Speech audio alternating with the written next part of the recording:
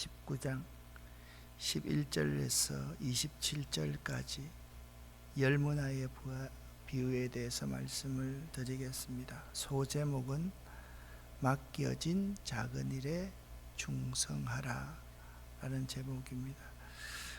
열문화의 비유는요, 달란트 비유 있지 않습니까? 5달란트, 2달란트, 1달란트 맡긴 달란트 비유하고 그 구성이 참 비슷합니다. 그런데 비슷하지만 열문화의 비유에서는 아주 중요한 나름대로의 메시지가 있기 때문에 그 달란트 비유하고는 다른 비유이다. 그 점을 여러분들이 알아주시면 좋겠습니다. 자, 저번 시간에 18장의 마지막 부분에서 예수께서는 자기가 고난당하고 십자가를 질 것임을 말씀하셨습니다. 그 이전부터도 예수님께서는 계속해서 자기의 갈 길은, 목적지는 예루살렘이다 라고 말씀해 왔습니다. 여리고에 들어가게 되었습니다.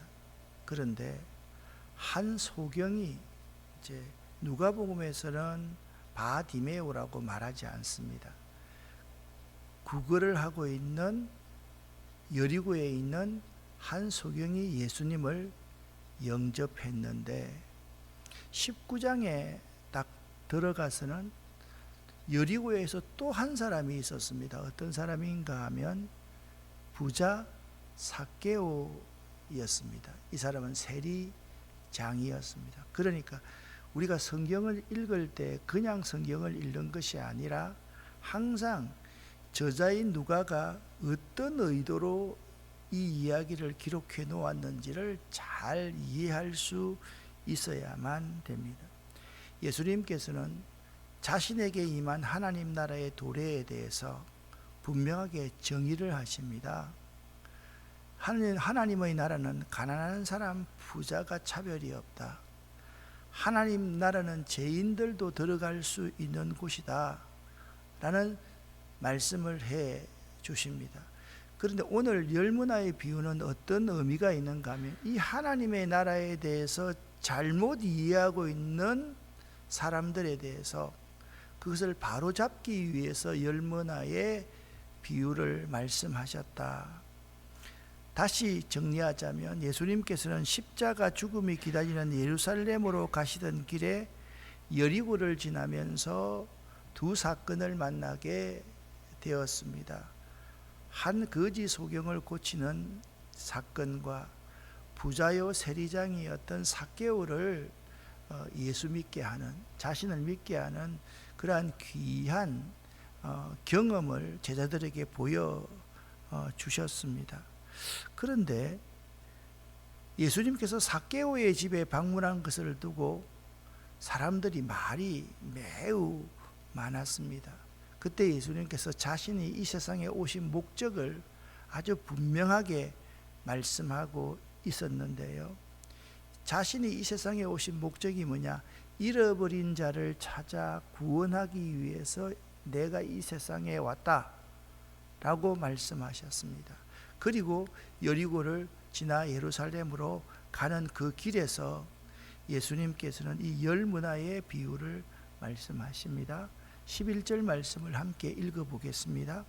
그들이 이 말씀을 듣고 있을 때에 비유를 더하여 말씀하시니 이는 자기가 예루살렘에 가까이 오셨고 그들은 하나님의 나라가 당장에 나타날 줄로 생각함일러라. 이 열문화의 비유에 대해서 왜 이 열문화의 비유를 기록했는지를 분명하게 말씀하고 있습니다. 그들이 이 말씀을 듣고 있을 때 예수님께서 자신의 오신 목적이 잃어버린 자, 죄인을 구원하러 오셨다라는 이 말을 듣고 있을 때를 의미합니다. 이 열문화의 비유는 예수님께서 이 땅에 오신 목적과 연관성이 있습니다. 사람들은 하나님의 나라가 당장에 나타날 줄 생각했기 때문에 11절 예수께서 직접 말씀하셨다라고 누가는 말하고 있습니다.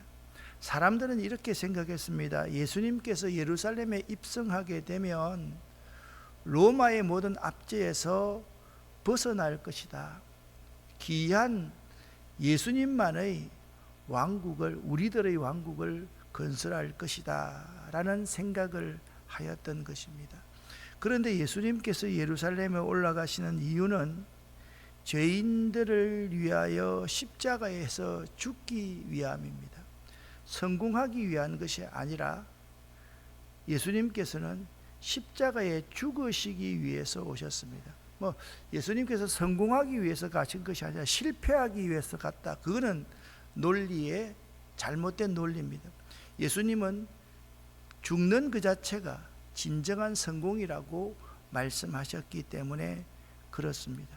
미래에 완성될 하나님의 나라는 예수님께서 십자가에 죽으시고 부활하시고 성천하신 후 오랜 시간이 지나서 도래하며 우리는 그때를 기다리며 오늘 불렀던 찬송처럼 주님 오실 그때를 계속 기다리면서 살아가야 될 존재입니다.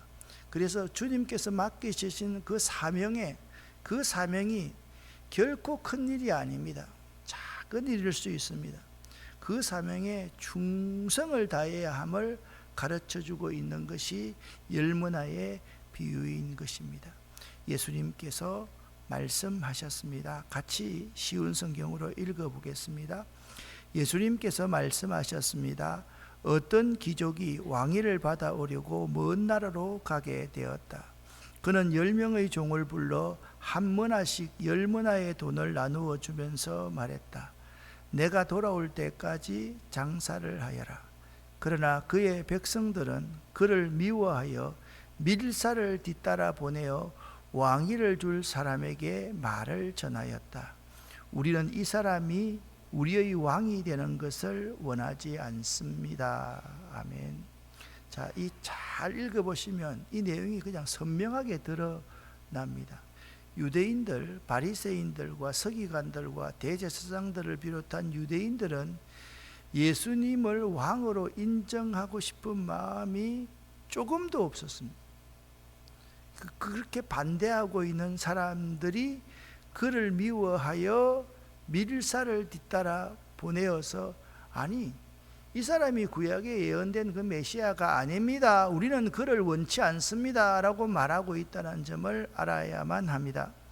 이 당시는요, 왕조와는 무관하게 왕위를 받는 일이 있었는데요, 로마 제국의 황제의 승인만 있으면 돈 많이 주고 뒷돈 거래하고 그렇게 하면 황제 가문이 아니다 하더라도 로마 가날권의 한 지역을 다스릴 수 있었습니다. 그것이 이제 신약에 보면 분봉왕이라고 나오죠.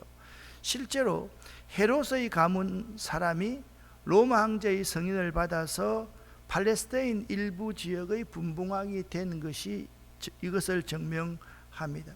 여기 귀인은 예수님 자신을 가리킵니다.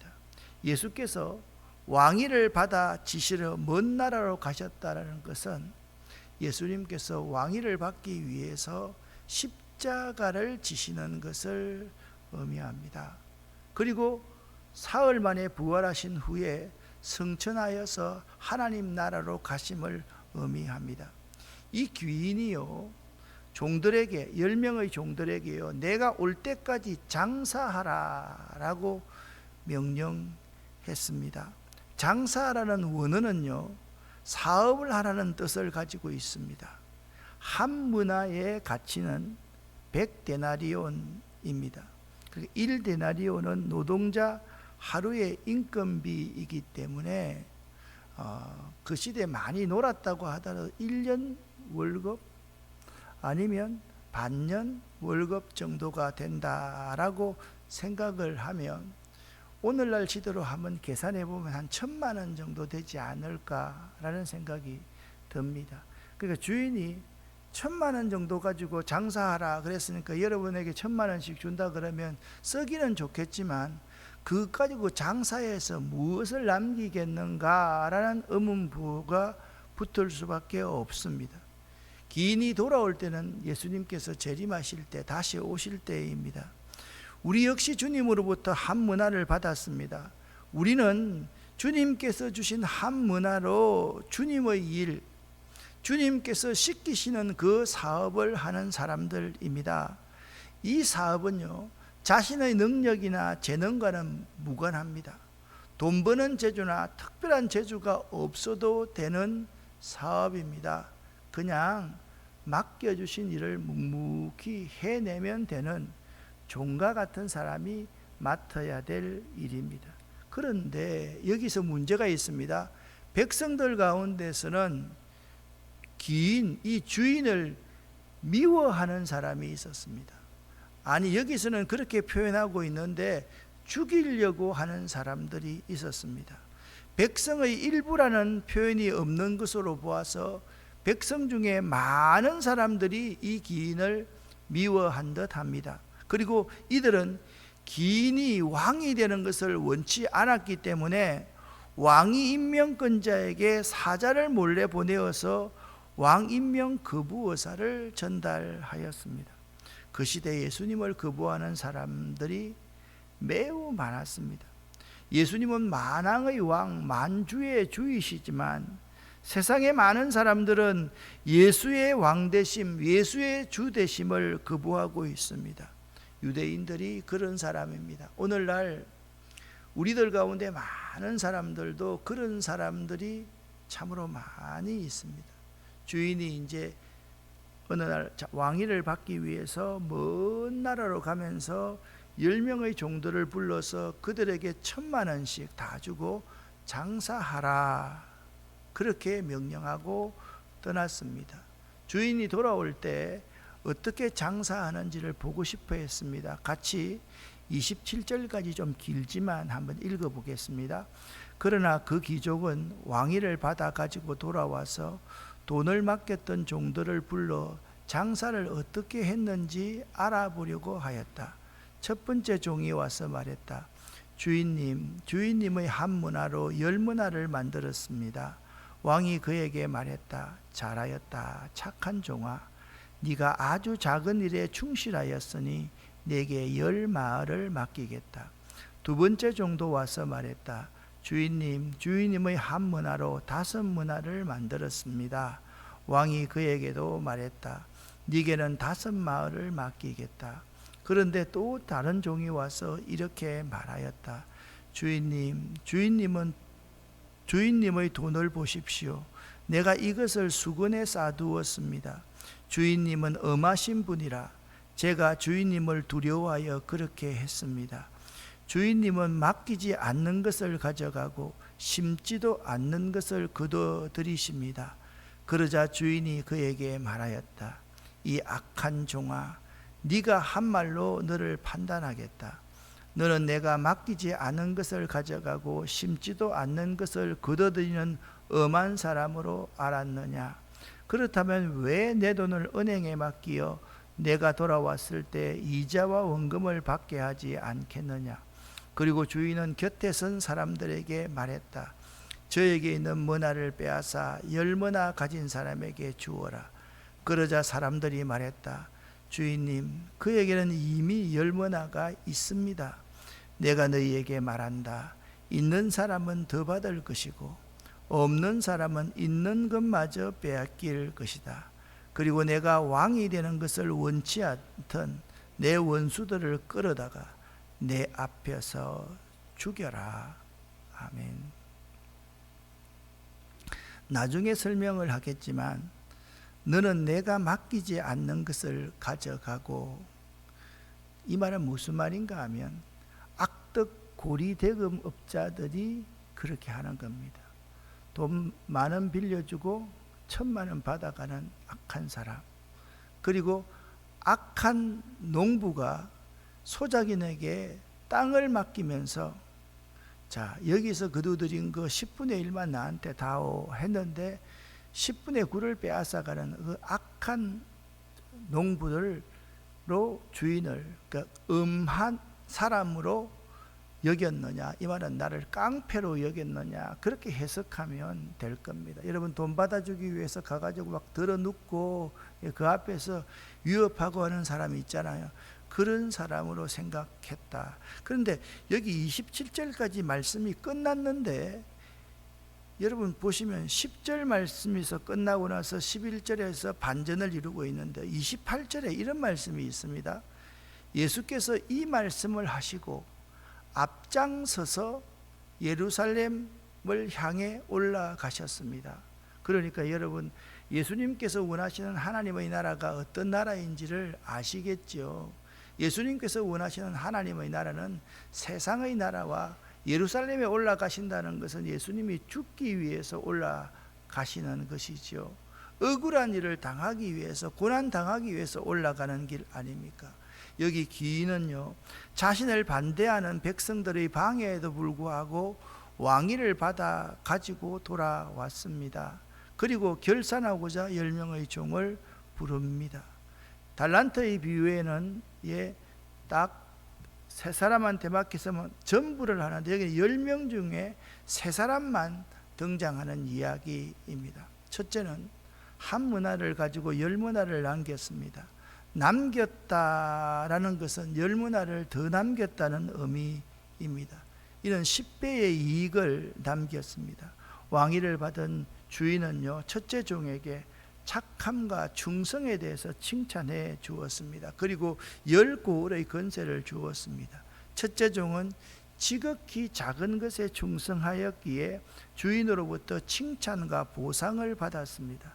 한 문화는요, 사업하기에 작은 돈이었습니다. 주인이 지극히 작은 것이라고 말할 정도였으니 한 문화로 하는 사업은 큰 사업이 아니었음을 알 수 있습니다. 주님께서 우리에게 맡기시는 것도 큰 일이 아니고 지극히 작은 일일 수가 있습니다. 그래서 소홀히 여길 수가 있습니다.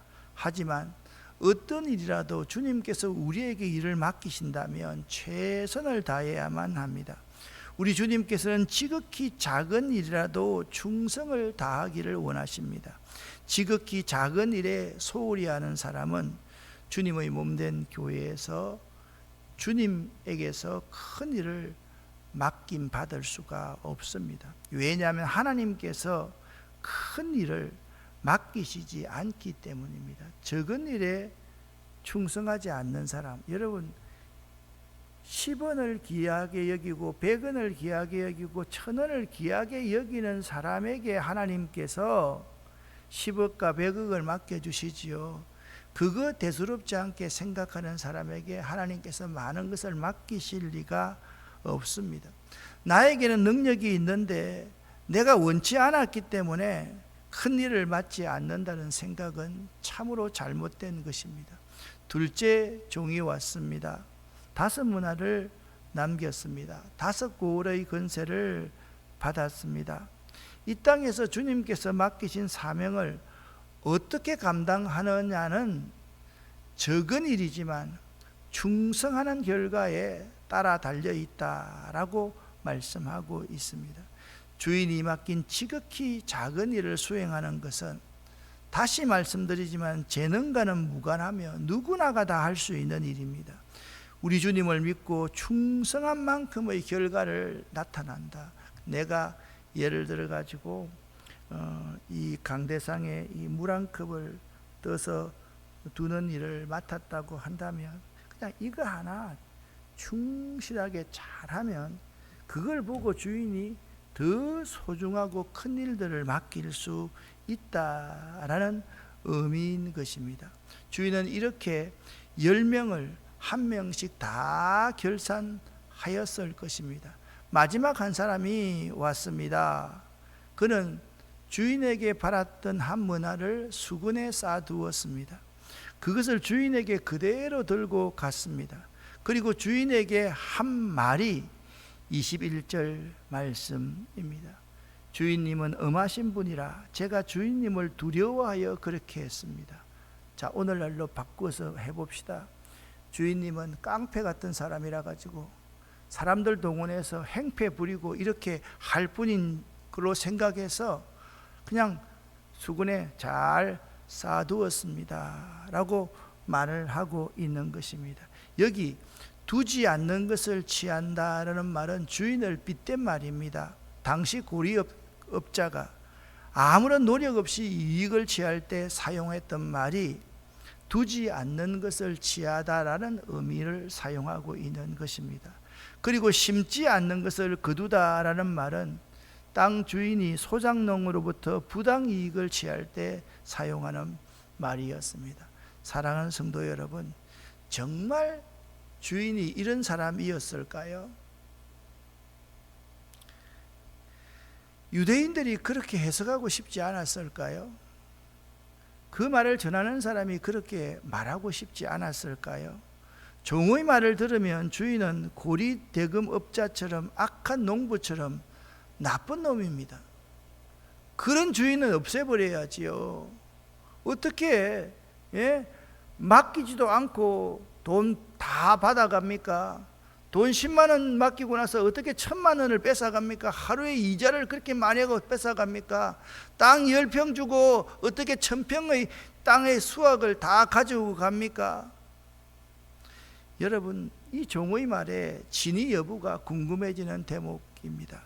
종이 주인을 잘못 알은 것인지, 아니면 주인이 어떤 사람인지, 종이 거짓말을 하는 것인지 주인의 반론을 통해서 우리는 확인해 볼 수가 있습니다. 22절 23절 말씀을 함께 읽어보겠습니다.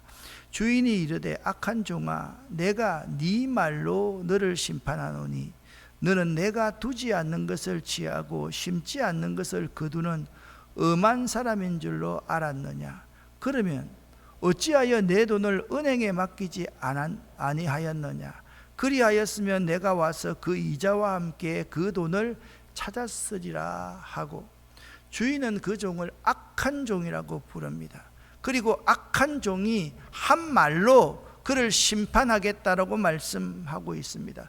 만약에 악한 종이 주인을 오해하여 주인이 올 때까지 한 문화를 수건에 싸두었다 할지라도, 그래, 이 고리대금업 하는 주인이 악한 놈이니까 그대로 돌려주면 되겠지. 그런데 자신보다 앞서서 주인과 결산을 한 다른 종들이 남긴 만큼의 고을을 차지하는 것을 보았을 때 자신의 생각이 틀렸음을 깨닫고 주인 앞에서 몰리에 대한 용서를 구하고 잘못했습니다, 잘못 생각했습니다 라고 했어야 마땅했습니다. 그런데 유대인들의 바리새인과 서기관과 대제사장들은 자기들이 생각이 잘못되었음에도 불구하고 끝까지 예수를 죽이면 모든 것이 해결될 것이라고 생각했습니다. 왜 주인이, 야, 내가 그런 사람이었으면 너 그냥 고리대금업 환전업자한테, 당신은요 이 돈을 환전사업자에게 내가 1000만 원을 맡기면 이 사람이 환전을 해서 얻은 이익 중에 일부를 되돌려 받게 되어 있습니다. 그러면 그렇게 해야 될 것이 아니냐라고 주인이 되도록 묻습니다. 자, 그리고서 24절부터 27절까지 다시 한번 읽어보겠습니다. 그리고서 주인은 곁에 선 사람들에게 말했다. 저에게 있는 문화를 빼앗아 10문화 가진 사람에게 주어라. 그러자 사람들이 말했다. 주인님, 그에게는 이미 10문화가 있습니다. 내가 너희에게 말한다. 있는 사람은 더 받을 것이고 없는 사람은 있는 것마저 빼앗길 것이다. 그리고 내가 왕이 되는 것을 원치 않던 내 원수들을 끌어다가 내 앞에서 죽여라. 26절 말씀을 다시 한번 보시기를 바랍니다. 이것이 완성된 하나님 나라의 결산 원리입니다. 충성하여 많은 것을 남긴 사람에게 우리 주인께서 더 큰 은혜와 복을 주신다. 이것이 완성될 하나님 나라의 원리인 것입니다. 그리고 우리 주님을 배반하는 사람들은 심판을 받을 것이다 라고 말씀하고 있습니다. 오늘 10문화에 비유해서 몇 가지의 교훈을 생각할 수 있습니다. 첫 번째입니다. 주인께서 맡기시는 일은 지극히 작은 일이라도 소홀함이 없이 충성해야 한다라는 것입니다. 두 번째입니다. 이 땅에는 주인이신 예수님을 부정하는 악한 종과 예수님이 왕이심을 거부하는 사람들이 많이 존재할 수밖에 없다라는 사실입니다. 사실 여러분, 그들을 이상하게 생각할 필요가 없습니다. 세 번째, 그런데 주인께서 다시 오실 때에 반드시 결산의 시간이 있다라는 것을 잊지 말아야 한다라는 것입니다. 나에게 맡겨진 일이 어떤 일이라 할지라도 그것을 파묻어 놓으면 안 된다. 마지막 네 번째입니다. 악한 사람에게는 반드시 심판이 있다라는 것입니다. 저는 오늘 이 네 가지의 교훈을 생각하면서 제가 하고 있는 이 목회 사역을 한번 되돌아보게 되었습니다. 주님께서 나에게 맡기신 일이 어떨 때는, 죄송합니다, 제가 교만한 게 아닙니다, 하나님이 이 교회보다 더 큰 교회를 나에게 맡기실 수는 없었을까? 이 교인들에게 이렇게 성실하게 설교 준비해서 설교하는 것이 한 10만 명 되는 교회 가서 설교하면 얼마나 좋았을까? 그런 욕심을 가질 때도 참 있었습니다. 왜 나는 작은 교회일까? 왜 나는 개척교회를 했어야 했을까? 그런데 사실 그게 아니라는 사실을 다시 한번 깨닫게 됩니다. 나는 내 힘과 내 의지 가지고 사역하는 종이 아니기 때문에 그렇습니다. 전번에 말씀드렸지 않습니까? 내가 종입니다. 하루 종일 일하고 와도 내가 내 나름대로 발 뻗고 잘 수 없는 종이고 주인의 은혜가 아니면 살아갈 수 없는 자이기 때문에 지극히 작은 것을 맡기더라도 충성하자. 항상 예수님의 왕되심과 주되심을 인정하는 삶을 살자. 주님이 오실 때는 반드시 결산을 하신다. 나에 대해서 셈을 하실 것이라는 생각을 하고 매 순간순간 우리 주님이 보고 계신다라는 생각을 하면서 목회를 하고 목양을 하고 교인을 대하자. 여러분들도 이 교훈 다시 한번 곱씹어 볼 수 있기를 바랍니다. 여러분에게 맡겨진 일이 작은 일일 수가 있습니다. 그 작은 일에도 충성하십시오. 항상 여러분의 삶에 있어서 우리 예수의 왕되심, 예수의 주인 되심을 인정하는 삶을 사십시오. 그리고 더 중요한 것이 있습니다. 반드시 결산할 날이 있다라는 사실을 꼭 명심하실 수 있기를 예수 이름으로 간절히 축원합니다. 기도하겠습니다.